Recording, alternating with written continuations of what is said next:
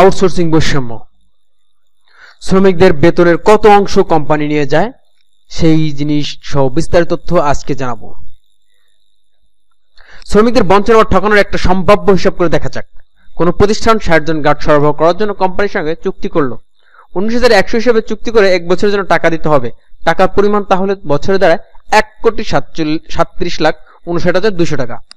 8 ঘন্টার ডিউটির পরিবর্তে 12 ঘন্টা করে ডিউটি করানোর জন্য শ্রমিকের সঙ্গে চুক্তি করে ফেলে ঠিকাদাররা। ফলে 3 জনের কাজ 2 জনকে দিয়ে করালে 20 জন গার্ড কম লাগবে।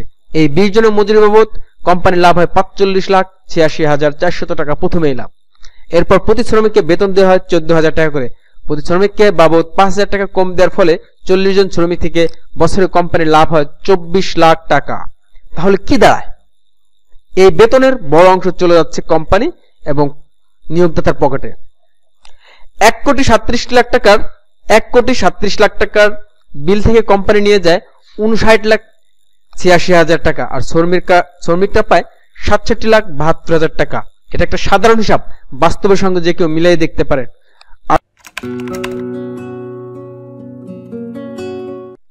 এই রক্তচোষা কবে বন্ধ হবে? সেবা পেতে কে না চায়? মানুষের জীবন সহজে ওঠে অন্যের সেবা পেয়ে। একটা যে কোনো প্রতিষ্ঠানের ক্ষেত্রে সত্য, ব্যক্তির জীবনমান এবং প্রতিষ্ঠানের কাজের পরিবেশ উন্নত করার কথা সবাই ভাবে, আর সবাই চায় সেবার মান উন্নত হোক। কিন্তু যার কাছ থেকে বা যাদের কাছ থেকে সেবা নেওয়া হয় তাদের কথা কেউ কি ভাবে? না। যদি মর্যাদা এবং মূল্য না দেওয়া হয় তাহলে সেবার অপর পিঠে থাকে শোষণ। তখন যার কাছ থেকে সেবা নেওয়া হয় তাকেই শোষণ করা হয়।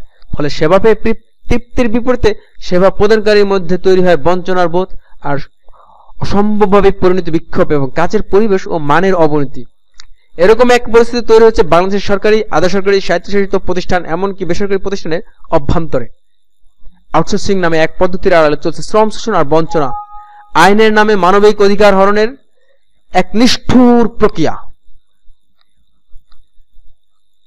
কমেন্ট আপনার জন্য উন্মুক্ত। এই বৈষম্য দূর হোক।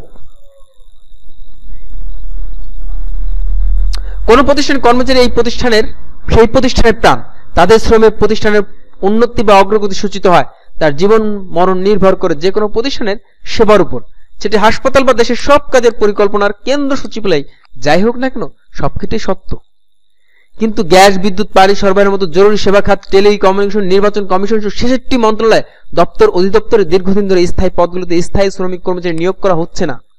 বছরের পর বছর কাজ করবে কিন্তু বেতন বাড়বে না, দক্ষতা অর্জন করবে কিন্তু স্বীকৃতি পাবে না, প্রতি বছর আতঙ্কে থাকবে।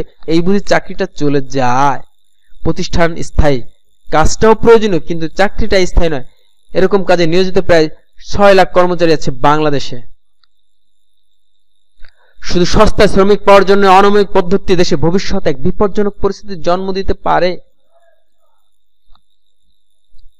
আউটসোর্সিং প্রক্রিয়ায় সেবা গ্রহণ নীতিমালা 2018 অনুযায়ী সেবা করার জন্য নির্ধারিত সেবাগুলোর যে তালিকা করা হয়েছে তাতে রয়েছে 12 ধরনের খাত।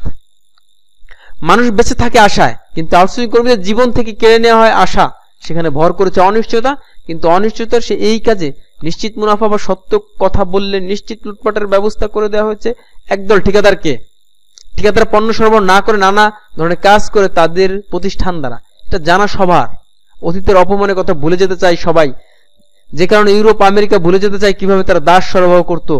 দাসপ্রথা এখন ইতিহাসের বিষয়, কিন্তু আধুনিক রূপে যে তাকে ফিরিয়ে আনা হয়েছে এটা খেয়াল করেছেন না অনেকেই।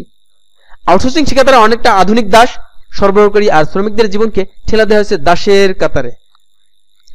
যারা কোনো মতে জীবন ধারণ করবে, যাদের জীবনের ভবিষ্যতের কোনো আশা থাকবে না, সস্তায় শ্রমিক পাওয়া যাবে, টেকনিশিয়ান পাওয়া যাবে এবং তাদের কোনো দায়িত্ব নিতে হবে না, যখন তখন ছাঁটাই করে দেওয়া যাবে। এটা খুব লোভনীয় ব্যাপার। এই লোভ এবং লাভের ব্যবসা যে বিশ্বস্ত করেছে কত যুবকের জীবন, কত কর্মক্ষম মানুষ যে অতিরিক্ত পরিশ্রম আর দুশ্চিন্তায় ভারে অক্কালে বিদ্ধ হয়ে যাচ্ছে, কত মানুষ স্বপ্ন দেখতেও ভয় পাচ্ছে, তার খবর রাষ্ট্রের কত ব্যক্তিরা রাখেন কি? আউটসোর্সিং কর্মচারী হলে তার ওভারটাইম, বোনাস, উৎসব ভাতা, মাতৃকালীন ছুটিও সুবিধা শ্রম আইন স্বীকৃত কোনো অধিকার নেই। কোন নারী কর্মী সন্তান সম্ভব হলে তার চাকরি ঝুঁকির মধ্যে পড়ে যায়। তার অনুপস্থিতির সময় অন্য কাউকে নিয়োগ করা হয়, ফলে সে চাকরি ফিরে পায় না। এক অমানবিক প্রশ্নের সামনে দাঁড়াতে হয় তাকে, সন্তান না চাকরি, কোনটা বেছে নেবে সে? সরকারি প্রতিষ্ঠানে আউটসোর্সিং কর্মচারী চাকরি কোনো নিশ্চয়তা নেই, তাই তারা বিয়ে করে বা সংসার করতে ভয় পায়। শ্রমিকরা যে টাকা কি পেয়ে থাকেন, ঠিকাদার বা মধ্যস্থভোগী সংস্থা কত নেয় তার কি কোনো খোঁজ তারা নেবেন না? গর্জে উঠুন আরেকবার আউটসোর্সিং। 5 আগস্ট গণঅভ্যুত্থানের পর বৈষম্য থেকে মুক্তির আশায় আউটসোর্সিং কর্মচারীরা রাজপথে নেমেছিল তাদের বৈষম্য ও বেদনার কথা বলতে। হাজার হাজার কর্মচারী জমায়েত করে প্রধান উপদেষ্টার কাছে গিয়ে তাদের বঞ্চনা দূর করার আবেদন জানিয়ে এসেছে। তাদের যোগ্যতা ও দক্ষতার মূল্যায়ন করা, স্থায়ী পদে নিয়োগ দেয়া, কোম্পানির কমিশনের নামে লুণ্ঠন বন্ধ করার দাবিতে আন্দোলন আছে তারা। এ কথা ঠিক, কাদের অনিশ্চয় থাকলেও অনুগত্য হয়তো বাড়ে, কিন্তু দক্ষতা ও দায়বদ্ধতা বাড়ে না। অসন্তুষ্ট কর্মচারীর কাছ থেকে ভালো সেবা কিভাবে আশা করা যায়? পাশাপাশি প্রতিষ্ঠানের নিরাপত্তা ও গোপনীয়তার কথা ভাবলে আউটসোর্সিং একটি বিপজ্জনক বিষয়। শুধু সস্তায় শ্রমিক পাওয়ার জন্য এই অমানবিক পদ্ধতি দেশে ভবিষ্যতে এক বিপজ্জনক পরিস্থিতির জন্ম দিতে পারে। কেন তারা বারবার অবহেলিত, সে প্রশ্ন বারবার জেগে ওঠে। আউটসোর্সিং ব্যবসা ঠিকাদার এবং সরকারি কর্তব্য ব্যক্তিদের জন্য যে কত লাভজনক তা বুঝতে পারা সচিবালয়ের মতো গুরুত্বপূর্ণ জায়গায় 14টি ঠিকাদার কোম্পানির মাধ্যমে শ্রমিক সরবরাহ করার চিত্র দেখে। এছাড়া সারা দেশে 6 লাখ শ্রমিকের কাছ থেকে কমিশনের নামে গড়ে 5,000 টাকা করে কোম্পানিগুলো কমিশন বাবদ তার বার্ষিক আয় দাঁড়ায় বার্ষিক 3600 কোটি টাকা। 3600 কোটি টাকা। এর বাইরে নিয়োগ দেওয়ার নামে কমপক্ষে লাখ টাকা ঘুষ নেওয়ার কথা প্রকাশ্যে। প্রতি বছর নবায়নের নামে এই টাকা নেওয়া হয়। টাকা না দিলে চাকরি নেই এই ভয়ে শ্রমিকরা টাকা দিতে বাধ্য হয়। ফলে এভাবে প্রায় হাজার হাজার কোটি টাকার ঘুষ বাণিজ্য হয়। ফলে বেকার ও অসহায় যুবকদের কাছ থেকে বছরে 10,000 কোটি টাকা শোষণের নীরব বাণিজ্য চলছে। বাংলাদেশের শ্রম আইন অনুযায়ী 7 ধরনের শ্রমিক আছেন: শিক্ষাধীন, বদলি, সাময়িক, অস্থায়ী, শিক্ষানবিশ, স্থায়ী ও মৌসুমী শ্রমিক। এখানে আউটসোর্সিং এক নতুন বিষয়।